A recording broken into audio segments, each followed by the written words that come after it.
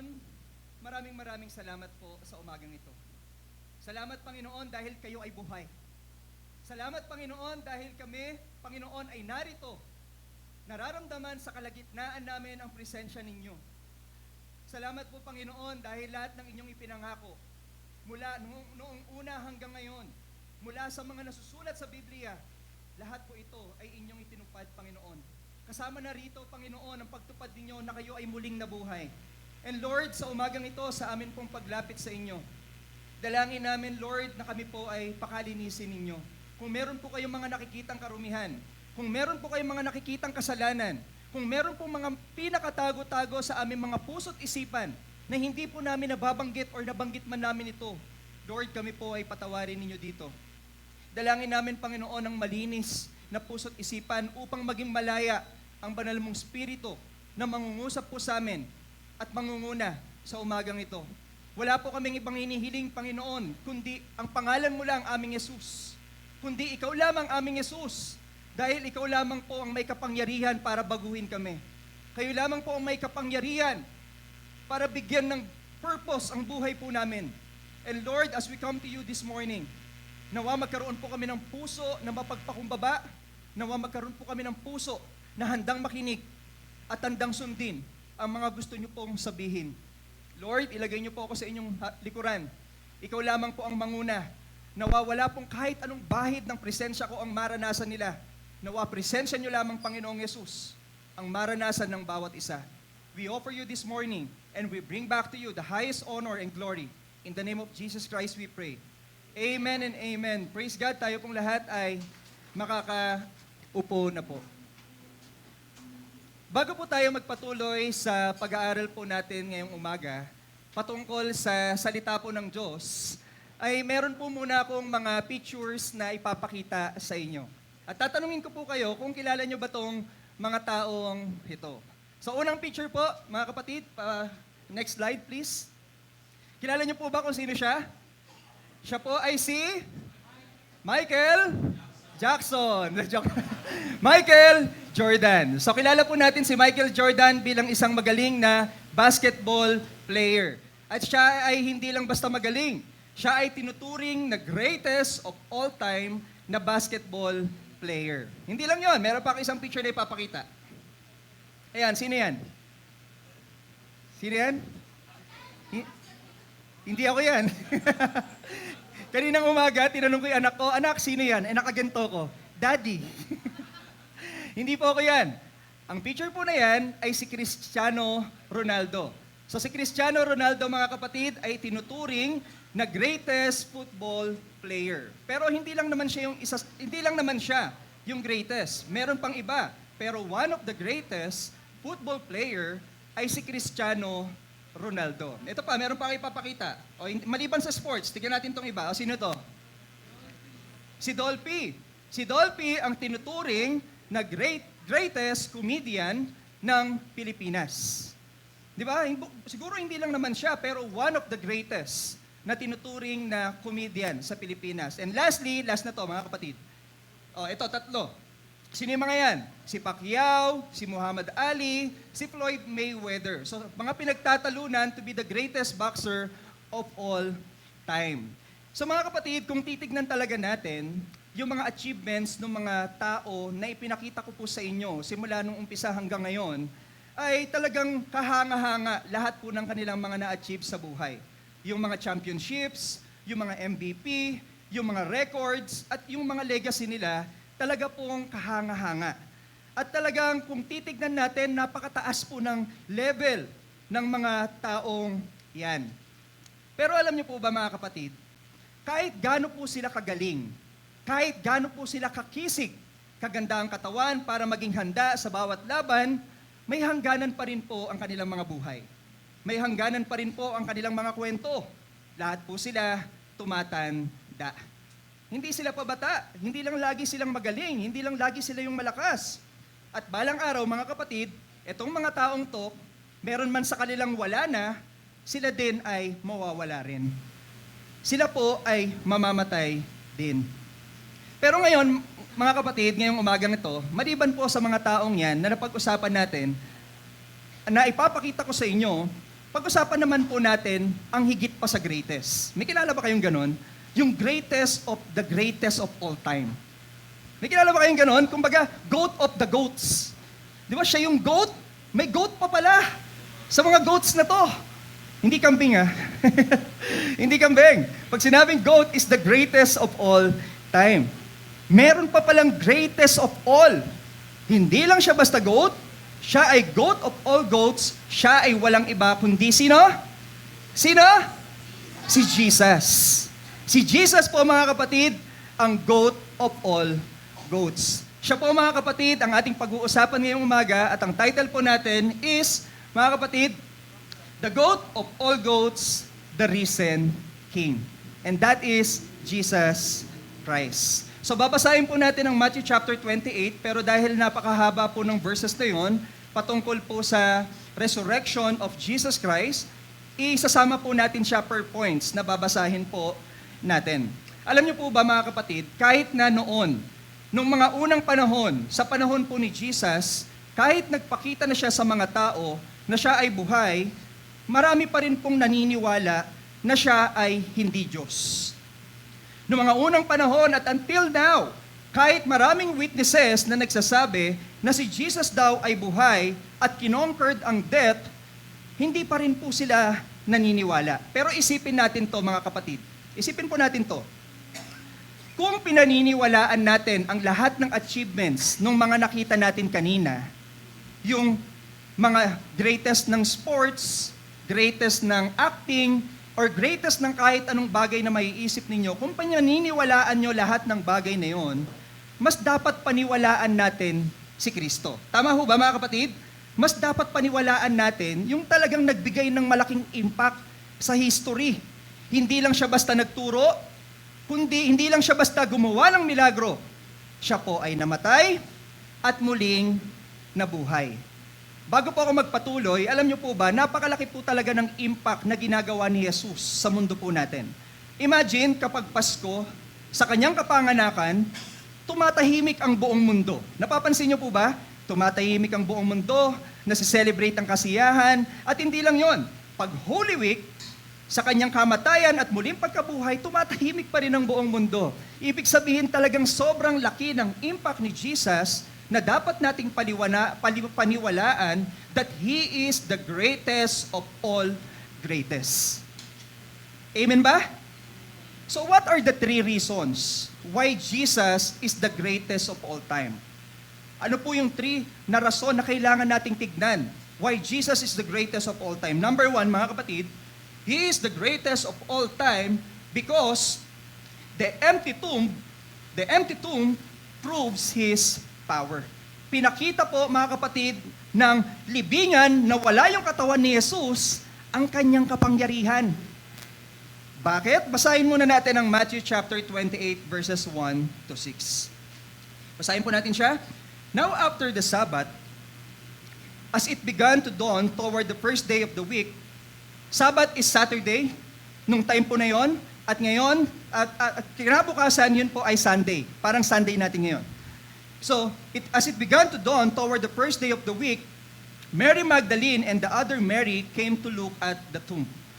And behold, a severe earthquake had occurred, for an angel of the Lord descended from heaven and came and rolled away the stone and sat upon it. Verse 3, and his appearance was like lightning, and his clothing as white as snow.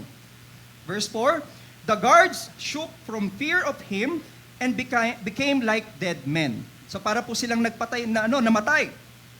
And the angel said to the women, do not be afraid, for I know that you are looking for Jesus, who had been crucified. He is not here.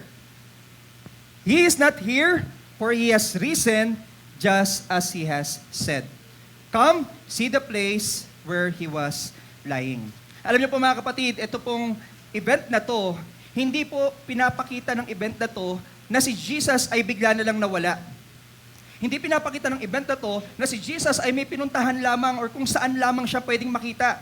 Si Jesus po, ang event na to ay pinapatunayan mga kapatid na hindi lang siya nanatili sa libingan. Dahil mas makapangyarihan siya kesa sa kamatayan. Amen po ba? Pakitanong nga po yung katabi nyo, takot ka bang mamatay? Baring ko lang po, akala ko po ang lamig. Akala ko po nasa Korea ako. Nasa Pilipinas pa rin pala ako. Mga kapatid, uulitin ko. Hindi siya nanatili sa libingan dahil mas makapangyarihan siya kaysa kamatayan. Even the ultimate enemy or death na kinatatakutan ng lahat ng tao, mga kapatid, cannot hold Jesus. Hindi kayang i-contain si Jesus. Just as the tomb was empty, death could not keep him down. Tinanong ko kanina, na tanungin niyo yung katabi ninyo, sinong takot mamatay sa inyo? May sumagot ba na may takot mamatay? Alam niyo po, mga kapatid, yung bagay na kinatatakutan natin ay bagay na na-overcome na ng Lord sa pamamagitan ng kanyang kapangyarihan. At dahil na-overcome na ng Diyos yan, at dahil nasa sayo ang Diyos, ibig sabihin, ang kapangyarihan ng Diyos ay nasa sayo rin para hindi mo katakutan ang kamatayan. Amen po ba, mga kapatid? Pinatutunayan po ng empty tomb ang kapangyarihan ni Jesus. Unlike other gods na sinasamba po ng mundo nating ito, unlike other gods na sinasamba po ng ibang reliyon, akala ko kasi talaga nasa ibang bansa ako. So, nainitan ako. So, mga kapatid, akala ng iba, unlike other gods na sinasamba ng ibang reliyon, tanging ang Panginoong Jesus lamang ang nag-resurrect. May kilala pa kayong ibang Diyos sa ibang relihiyon na masasabi nyo na namatay, binugbog, tinorture, nag-suffer, pinersecute, at kung ano-ano pang ginawa, tapos muling nabuhay? May kilala ba kayong ganong Diyos? May kilala ba kayong ganong tao? May kilala ba kayong ganon na nagsasabi na namatay ako, pero muli akong nabuhay?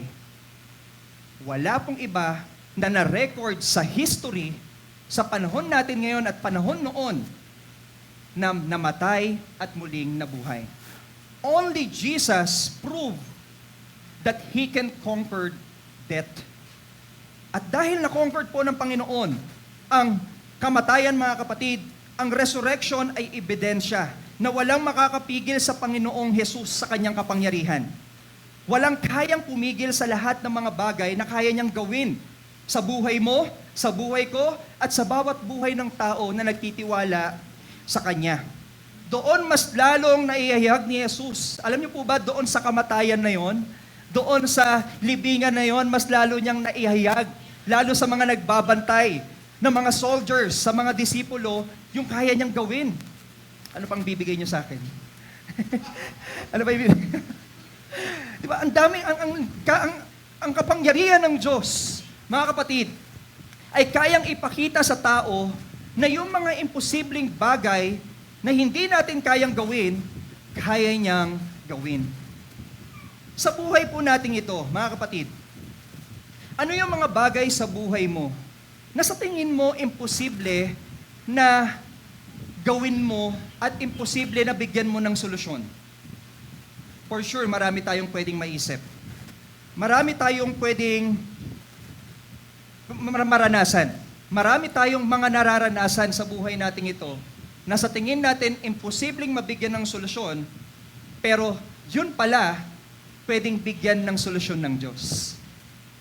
Ang Diyos natin is not the God of impossible.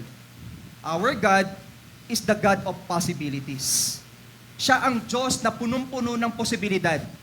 Siya ang Diyos na punong-puno ng kapangyarihan. Siya ang Diyos ng punong-puno ng mga bagay na pwedeng ibigay sa iyo para magpatuloy ka sa iyong buhay. Kaya tandaan natin, mga kapatid, sa panahon po ng pagkabuhay ng Panginoong Yesus, ipinakita niya sa iyo na yung libingan at kamatayan walang kayang gawin sa buhay mo. Kaya huwag tayong matakot dyan. Huwag tayong mangamba dyan. Dahil ang buhay natin ito, mamatay man tayo, meron pa ring pinangako siya na buhay na walang hanggan. Sa buhay na walang hanggang ito yung pangako ng Diyos na mararanasan natin at hindi na tayo maghihirap pa. Alam niyo po, mga kapatid, nung time po, nung dumating po ang mga disipulo doon sa libingan, nakita po nila yung pinagtagpi-tagping lino at ang panakip sa ulo ni Jesus. Sino po dito sa atin na kapag umaalis ng bahay, nililigpit muna ang higaan? Hindi po ako yun eh. Sino dito sa atin? Sino dito sa atin na kapag may mga ginagawa, nagmamadali, nililigpit muna yung mga kanyang pinaghigaan? For sure, marami. I'm for sure, siguro ilan sa atin hindi rin nagagawa. Pero alam niyo po ba, mga kapatid, napaka-organized ng Diyos na kahit dun sa mga simple things, ipinapakita niya dun sa kanyang mga disipulo na, mga kapatid, na organize siya, na kaya niyang gawin yung mga simple na bagay na makapangyarihan siya. Alam niyo, ganun din po sa inyo. Minsan nakikita natin yung mga bagay sa buhay natin as simple, madali lang, bagay sa buhay natin, nakala natin hindi na may importansya, pero sa Panginoon pala may importansya. Importante. So ano ang mga bagay sa buhay ninyo na sa tingin ninyo, simple lang, pinababayaan nyo, hindi nyo kinukumit sa Diyos, pero mahalaga pala para sa Kanya. Bawat bagay sa buhay po natin ito, mahalaga po sa Panginoon. Ang mga disipulo, agad po nilang naunawaan na si Jesus ay wala na ron. At ang kanyang katawan ay nabuhay namang muli. Ito po ay isang bagay na tanging ang Panginoong Hesus lamang ang makakagawa. Nung sinabi po sa Matthew chapter 28, verse 6, He is not here. He has risen, just as He said. Doon po sa salitang iyon, pinapakita na noon pa lang ipinangako na ng Diyos na siya ay muling mabubuhay. Bago po siya ipako sa krus, mga kapatid, sinabi niya na pagkatapos kong ipako sa krus, pagkatapos kong ma-torture, pagkatapos kong mag-suffer, after 3 days, muli akong mabubuhay. And just as He said, muli po siyang nabuhay, mga kapatid. Not only did Jesus predict it, He fulfilled it perfectly, showing that God's promises cannot fail. Ano yung mga pangako sa iyo ng Diyos na hanggang ngayon pinanghahawakan mo pa? Pinangakuan ka ba ng Diyos na magkakaroon ka ng anak balang araw? Pinangakuan ka ba ng Diyos na yung pinapanalangin mo, na pamilya mo na akala mo hindi magbabago, magbabago rin balang araw? Pinangakuan ka ba ng Diyos na magkakaroon ka ng isang trabaho na magbibigay sa inyo ng blessing? Pinangakuan ka ba ng Diyos na magkakaroon ka ng isang kasama sa buhay na makakasama mo bilang pagpapala para sa iyo? Ano man ang ipinangako ng Diyos, mga kapatid, tandaan ho natin, ito po ay kanyang tutuparin. Alam niyo po sa Biblia, lahat po ng prophecy and promises of God, lahat po yun natupad. Pakitignan nga yung katabi mo. Meron ba yung pangako sa'yo? From 1 to 10, ilan doon ang natupad? Ilan ang natupad? Pastor, isa lang, pinag-away mo pa kami. Kung sa tao, mga kapatid, promises are meant to be broken. Narinig ko to kagabi sa play. Meant to be broken. Kung sa tao, promises are meant to be broken, sa Diyos, promises are meant to be fulfilled. Amen po ba? Amen. Wala pong makakapigil kapag ang Diyos ang nangako. Walang makakapagpigil kapag Diyos ang nagsabi. At walang makakapagpigil kapag may gustong gawin ng Diyos sa buhay mo. Walang makakapagpigil kapag gusto kanyang tulungan, gusto kanyang pagpalain. So panghawakan po natin ang bawat pangako na binabanggit po ng Diyos para sa atin. God's promises cannot fail. It will not fail. Maraming beses na nating naranasan ng paulit-ulit na pagtugon at pagtupad ng Diyos sa pangako niya sa atin. Mga kapatid, sa buhay natin ito, ano man ito, panghawakan po natin. Kasi sa pamamagitan pa lang ng libingan ni Jesus, pinakita niya na po ang kanyang kapangyarihan. So mga kapatid, may mga sitwasyon ba sa buhay natin ngayon na parang imposible nating malampasan? Malubhang sakit? May mga malubhang sakit ba dito na nararanasan natin? Hindi ko kayo kilala lahat. Pero if possible na isa sa atin dito, 2, 3, 4, or baka lahat pa tayo, may mga sakit na nararanasan na mukhang imposibleng gumaling. Kung pinangako sa iyo ng Diyos na gagaling ka, gagaling ka. Meron ba dito na nawalan ng trabaho tapos nagkaroon ng financial crisis? Kung pinangako sa iyo ng Diyos, ipoprovide niya yung need mo, ipoprovide niya yung need mo. Kung mayroon ba dito mga problema sa relasyon na parang hindi na maayos, kung sinabi sa iyo ng Diyos na your broken family will be fixed, it will be fixed. panghawakan po natin lahat ng ito, mga kapatid. Kung nakatuon tayo at naka-align sa kanyang kalooban, tulad ng resurrection ni Jesus, na sinabi ng Diyos Ama para sa Kanya, ang mga imposible ay magiging posible. Pero mga kapatid, huwag po nating abusuhin ang katotohanan ito na makapangyarihan ng Diyos. Madalas kasi ang tao, mga kapatid, na iniisip nila na dahil makapangyarihan pala ang Diyos, lahat ng gusto nila ay maaari nilang hilingin. Iniisip natin, makapangyarihan naman pala ang Diyos eh. Siya naman pala ang may-ari ng lahat. Siya naman pala ang may kayang magbigay ng lahat. Siya naman pala ang pwedeng magbigay ng mga bagay na imposible na naiisip ko. Huwag nating isipin na lahat ng ating hinihiling ay ibibigay ng Diyos. Hindi lahat ng gusto natin ay naka-align sa kalooban niya. Maaaring may mga gusto tayo sa buhay na hindi na naka-align sa kalooban ng Diyos. Baka may mga gusto tayo minsan na wala pa sa perfect timing ng Diyos pero gusto mo nang ma-achieve ngayon. Baka may mga gusto tayo na ikapapahamak pala natin o kapwa natin. Lord, sana magkaroon ako ng kapayapaan, sana tamaan siya ng kidlat.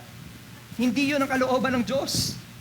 Lord, sana mas mababa sa plan, baka iniisip natin, baka yung mga gusto natin minsan na mas mababa pa or mas maliit pa sa gusto pala ng Diyos pero pinipilit natin. Kapatid, hindi lahat ng ating hinihiling, hindi dahil makapangyarihan ng Diyos, aabusuhin na natin. Dahil makapangyarihan ng Diyos, ang dapat ipanalangin natin, anuman ang kanyang kalooban, ito man ay gusto ko or hindi, yun nawa ang mangyari. Kasi dahil siya ay makapangyarihan, siya ay may kayang ibigay ang mga bagay na nakakabubuti para sa akin. So pakisabi sa katabi mo, dahil makapangyarihan ng Diyos, ibibigay niya sa iyo ang nakakabuti sa iyo. Praise God. So when we align our hearts with God's will, we see His power at work. Nakikita talaga natin ang kapangyarihan niya na kumikilos. Just as the resurrection fulfilled His perfect plan. Hindi automatic, mga kapatid, na kapag nanalangin ka ay makukuha mo na ang lahat. Dahil makapangyarihan ng Diyos. Dapat hinihingi natin. Ngayon pa lang, dahil alam mong makapangyarihan ng Diyos, hinihiling mo kung ano ang kalooban niya para sa'yo. So mga kapatid, that's number 1. Kung pinatunayan ng empty tomb na walang imposible sa Diyos, ang kapangyarihang iyon ay hindi lamang para ipakita kung gaano siya makapangyarihan. Ito rin ay nagdadala ng pag-asa at sa bawat isa sa atin dito. Kaya ka rin niya binigyan ng totoong pag-asa, mga kapatid, sa gitna ng takot, sa gitna ng pangamba, upang makapagpatuloy ka. So, ano yung pangalawang rason na nagpapakita na ang Panginoong Yesus natin ang greatest of all time?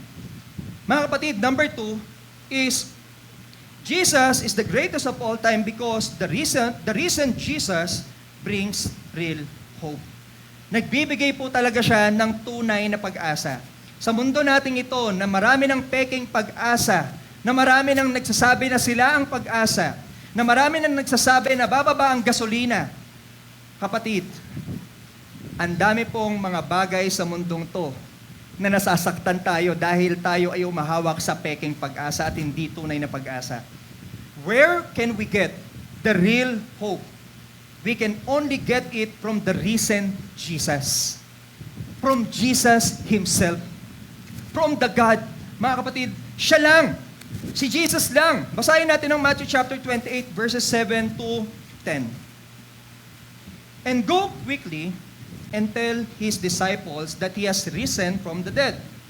And behold, He is going ahead of you to Galilee. There you will see Him. Behold, I have told you. And they left the tomb quickly with fear and great joy and ran to report to His disciples. And verse 9, and behold, Jesus met them and said, Rejoice! And they came up and took hold of His feet and worshiped Him. Then Jesus said to them, Do not be afraid. Go bring word to my brothers to leave for Galilee, and there they will see me.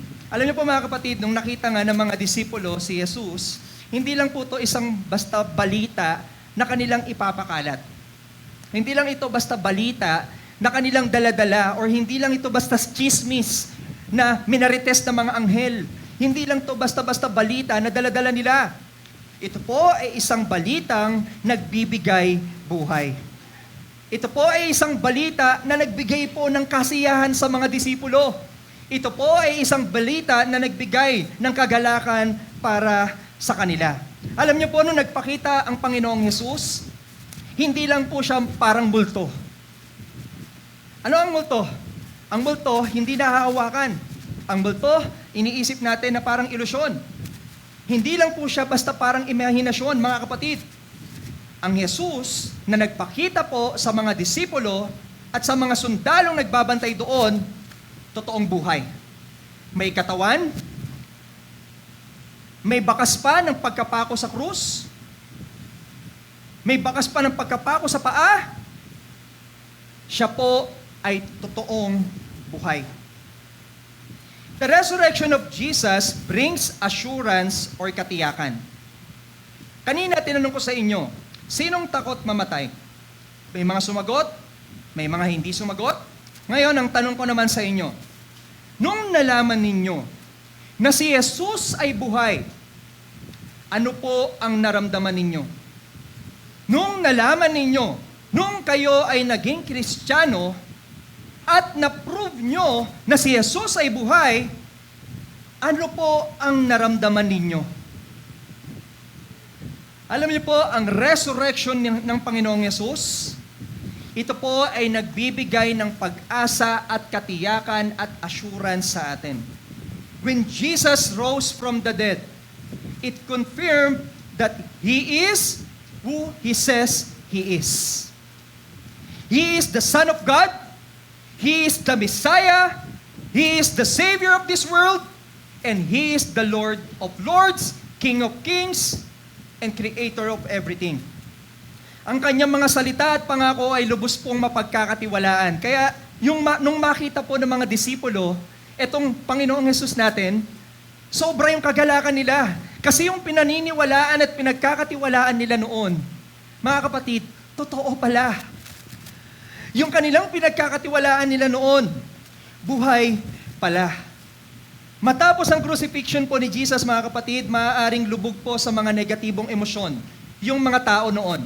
Di ba, ikaw nga mamatayan, nagkakaroon ka ng pakiramdam na ikaw ay nalulungkot. Tama ho ba, mga kapatid?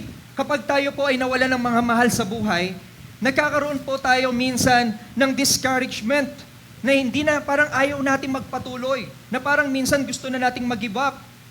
Etong mga disipulong to, at yung mga followers po ni Jesus, sigurado ako, nung nawala po ang Panginoong Hesus at napako sa krus, for 3 days, for sure, meron silang negative emotions. Nalulungkot sila, nagigrieve sila, at baka nga pati yung mga Roman soldiers noon, nagdidiwang. Baka sinasabi na, tignan nyo, namatay ang Panginoong Hesus. Tignan nyo, pinako namin, nilibing namin. Ano kayo ngayon? So medyo nalulungkot siguro itong mga disipulo. Kaya mga kapatid, nung nakita nila ang Panginoong Hesus, muling nabuhay sa pagkamatay, nagkaroon po sila ng relief. Panginoon, totoo ka pala talaga. Panginoon, buhay ka pala talaga. Lord, tunay yung mga sinabi mo. Panginoon, hindi pala baliwala yung pag-asa ko. Lord, kahit pala in 3 days, pinipersecute nila kami, tumigil na kami sa pag-share ng gospel. Dahil dumating ka, buhay yung pananampalataya ko, Panginoon. Buhay pala yung faith ko sa'yo. Kapatid, hindi nyo pa man nakikita ang Panginoong Hesus ngayon. Gusto nyo na ba? Gusto nyo na? Hindi nyo pa man nakikita ang Panginoong Hesus ngayon. Ito lang po sasabihin ko sa inyo. Jesus is alive. Amen? By knowing that Jesus is alive, it will give you hope that someday you will meet Him in the future. That someday you will meet Him in heaven. That someday, mga kapatid, after all these sufferings that you are facing right now in this world, after all the trials, after all the temptations na minsan nadapa tayo, after everything na hinaharap natin sa mundong to, matatapos din to. Dahil may pag-asa tayo na haharapin natin ang Panginoong Yesus. Amen po ba? Kapatid, ang buhay natin sa mundong to sobrang ikli. Sino po dito ang mga nasa 60 pataas na? O yan, at least may mga umaamin ha. Sabi na ba, Pastor? 60 ako last year, Pastor. Sino naman dito ang 60 pababa? 60 pababa, lahat na yun involved. Magtaas sa kamay, 60 pababa. Magtaas sa kamay. Alam niyo po ang buhay nating ito, sobrang ikli. At kapag iniisip natin na nasa edad na tayo, let's say nasa 30 years old, 20 years old, 40 years old, 50 years old, 65 years old, 70, 75 years old, 85 years old, minsan naiisip natin, papalapit na ako sa katapusan. Minsan iniisip na natin, papalapit na ako dun sa mawawala na ako sa mundong to. Pero alam niyo po ba mga kapatid, ito lang po gusto kong sabihin sa inyo. Maikli man ang buhay mo, walang hanggan naman ang buhay na ibibigay sa'yo. Amen po ba? Kaya wag po tayong mawalan ng pag-asa dahil si Jesus po mga kapatid, pinakita sa kanyang muling pagkabuhay na may pag-asa tayo na pwede nating makamit dito sa lupa at pwede rin natin makamit pagdating natin sa langit. Wag po nating sayangin mga kapatid yung pananampalataya natin na buhay. Wag po natin sayangin yung pananampalataya natin na binigay ng Diyos. Wag po natin sayangin yung buhay natin sa mga bagay na hindi naman talaga makabuluhan para sa Kanya. Kasi for where your heart is, there your treasure will be also. Kung nasaan ang puso nyo, nandun din ang treasures ninyo. So put your heart, mga kapatid, sa pananampalataya nyo at pag-asa nyo sa Diyos. The reason Lord fills our hearts with confidence that nothing can defeat us. Even the demons, mga kapatid, nagtitremble kay Jesus. And because Jesus is with us, when we face anything in this world, they will tremble because of Jesus and not because of you. You can face anything with confidence because of Jesus. Because Jesus conquered death, it also fills our hearts with hope or confidence na victorious na tayo bilang isang Kristiyano. Hindi na tayo talunan. Not because of what we did, but because of what Jesus did. Amen? Pakisabi nga sa katabi mo, hindi ka natalunan. Kung talunan ka pa rin ng kasalanan hanggang ngayon, hindi na kasalanan ng Diyos yun. Kasalanan mo na yon. Kasi baka hanggang ngayon, pilit ka pa rin nag-hold on to the sins na pinabibitawan na sa'yo ng Diyos. Baka hanggang ngayon, pilit mo pa rin hinahawakan yung mga bagay na dapat hindi mo pinoproblema, pero pinoproblema mo. Sabi sa'yo ng Diyos, do not worry. Pero ikaw, worry ka ng worry. Sabi sa'yo ng Diyos, lumayo ka sa kasalanan, pero lapit ka ng lapit sa kasalanan. How can you have hope kung hindi naman ikaw bumibitaw sa mga bagay na pinabibitawan sa'yo ng Diyos? Bitawan natin ang mga bagay na pinabibitawan ng Diyos. So we can experience true hope na manggagaling lamang sa Kanya. Mga kapatid, the resurrection is not a distant miracle. Ito ay isang buhay na katotohanan na nagbibigay sa atin ng lakas upang harapin ang mga pagsubok ng buhay ng walang panghihina sa loob. Sino po dito nakanood ng basketball? Nanonood ng basketball? For sure, babae o lalaki nanonood po ng basketball. Meron pong nabalita sa isang sikat na basketball league sa ibang bansa. At itong player na to ay, mga kapatid, hindi na panghinaan ng loob kahit na humarap siya dun sa mga krisis na kinakaharap niya. Ano po ba yung krisis na kinakaharap niya? Ito pong basketball player na to, nag-stand dun sa truth. At yung truth na yon is do not conform to any unrighteousness na sineselebrate nung liga ng basketball na yon. At alam niyo po ba mga kapatid, dahil hindi siya nag-conform dun sa unrighteousness na ginagawa ng pagsiselebrate ng liga na yon, tinanggal po siya sa basketball liga na yon. Tinanggal siya right away. Ayoko mag-conform sa inyo dahil hindi yan talaga yung gusto ni Jesus. Right away, tinanggal siya. Alam niyo sabi niya, hindi siya nalungkot. Hindi siya basta mga kapatid na nawala ng pag-asa. Alam niyo po sabi niya, it doesn't matter on the judgment day. My hope is in Jesus. My faith is in Jesus. My eyes is fixed only to Jesus. So whatever you do, persecution, humiliation, suffering, trials, temptation, wala akong paki dyan. Sabi niya, mas gusto ko pang ma-please ang Diyos kesa ma-please ang mundong to. Kapatid, kung may pag-asa ka sa Diyos, hindi mo gustong i-please ang mundong to. Kung may pag-asa ka sa Diyos, ang number one na ipiplease mo, walang iba, kundi si Jesus. So whatever things na sa tingin mo na hindi naman kalooban ng Diyos, wag po tayo mag-conform dyan. Because I know, and someday, our labor will not be in vain. Because our hope is in Jesus. So mga kapatid, yan po ang ibinibigay ng resurrection ng Panginoong Yesus. It gives hope to the people who believes in Him. It gives hope to the disciples and to the followers who followed Him. Same thing with us as a Christians. It will give you hope. Pakisabi sa katabi mo, it will give you hope. It will give you hope, mga kapatid. So believe and embrace and acknowledge the resurrection of Jesus. Hindi lang yon, mga kapatid.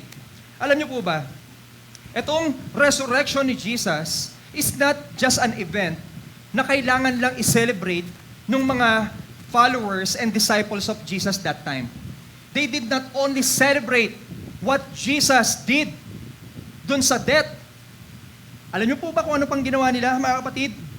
Ito pong resurrection ni Jesus is a reason also to prove that He is the greatest of all time kasi meron po siyang response na pinapagawa sa atin.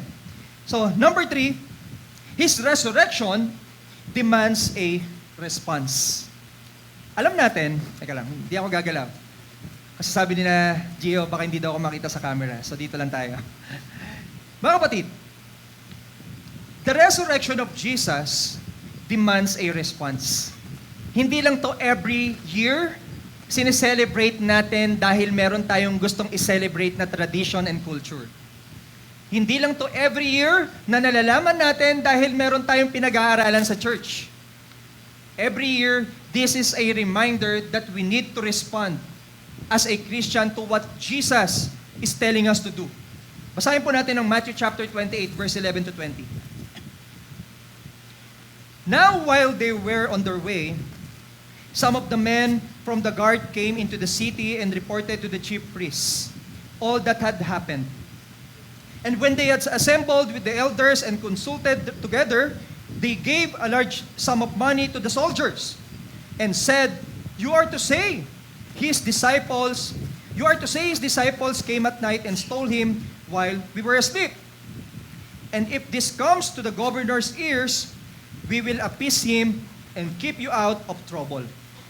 And they took the money, and they did as they had been instructed. And this story was widely spread among the Jews and is to this day. O bago tayo magpatuloy, intindihin muna natin anong nangyari. Mga kapatid, yung mga nagbabantay po na soldiers kay Jesus that time, they saw that Jesus was resurrected. Pumunta sila sa chief priest. Sinabi nila, buhay si Jesus! Buhay ang Panginoon! Ano pong ginawa ng chief priest? Sinuhulan po sila. Sinabihan sila, mga kapatid, na huwag niyong ipagsasabi na buhay ang Panginoong Yesus. Bibigyan namin kayo ng silver of coins. Ipagkalat ninyo na ninakaw ang kanyang katawan ng mga disipulo. So the response of the soldiers that time, nag-respond sila ng mali nung nalaman nilang buhay ang Panginoong Yesus. Tignan naman natin ang pangalawa. Ang susunod. Verse 16. But the 11 disciples proceeded to Galilee, to the mountain which Jesus had designated to them. Verse 17. And when they saw him, they worshiped him. Look at the response of the disciples. When they saw Jesus is alive, what did they do? They worship him. This morning, when you come to this church, ano ang purpose mo nung nalaman mong buhay si Jesus? Are you here to worship God? Are you here to worship Jesus? Or are you here because napilitan ka at sinabi ng nanay mo, wala kang baon sa susunod na taon pag di ka nag-church? Hindi kita pakakasalan pag di ka sumama sa akin sa church. Kapatid, nawa ang response natin is like the response of the disciples. They worship Him. Tuloy natin. They worship Him, but some were doubtful. Look at that. Even Christians and followers and the disciples of Jesus are doubtful.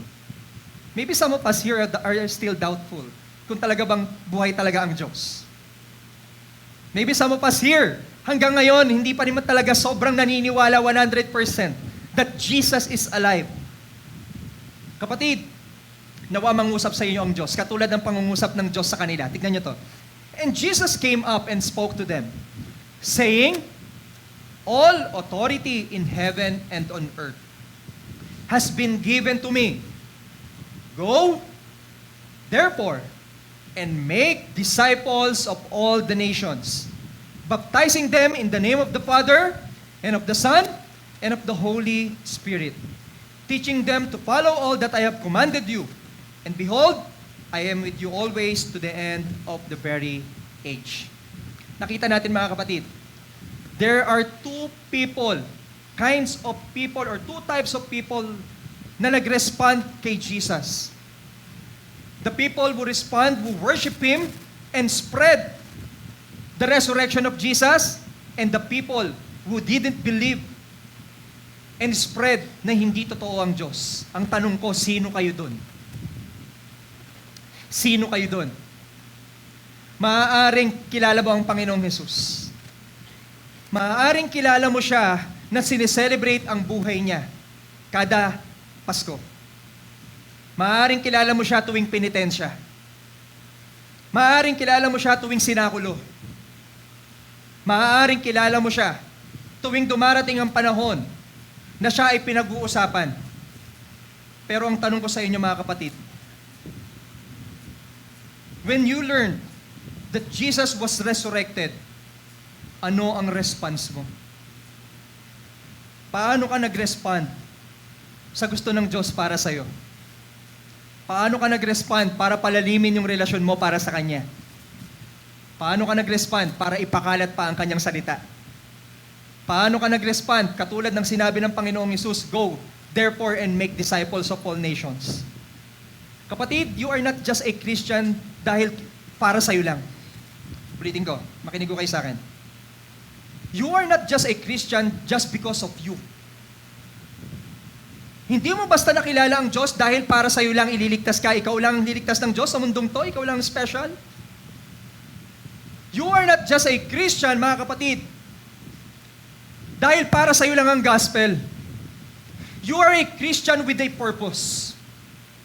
You are a Christian with a great commission. You are a Christian to spread the gospel to all the people. And you are a Christian to spread that Jesus is alive. Kapatid, inutos ng Diyos, hindi ko to sinabi, and it is part of the resurrection of Jesus Christ. It is part of the resurrection of Jesus Christ na sinabi niya na go.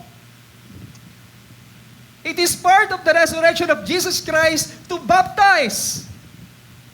It is part of the resurrection of Jesus Christ to teach them. Bakit? Because your life as a Christian is with a purpose. Pakisabi sa katabi mo, may purpose ka. In so many ways, mga kapatid, papakita sa iyo ng Diyos ang purpose niya para sa iyo. And in one way, para malaman mo na meron siyang purpose sa iyo, look at the resurrection of Jesus. Nabuhay siyang muli para buhayin ka rin niyang muli. Nabuhay siyang muli para yung mga tao sa paligid mo na patay, mabuhay ding muli. Hindi yung mga patay na, yung mga patay sa espiritu ay magkaroon din ng panibagong buhay. So this is a challenge for us this morning. How are you going to respond to the call of Jesus? Kapatid, ikaw ba yung Kristiyano na hanggang ngayon, from 1 to 10, number 1 pa lang din ang alam mo patungkol sa Diyos? From 1 to 10, mga kapatid, number 1 pa lang, amen pa lang ang alam mo hanggang ngayon, 10 years ka ng Christian. From 1 to 10. Number 5, yung level ng kaalaman mo patungkol sa Diyos, and praise God. Number 6, praise God. Number 7, praise God. Pero if you think you have to know Jesus more sa buhay mo, hindi po aksidente kung bakit ka nandito ngayon.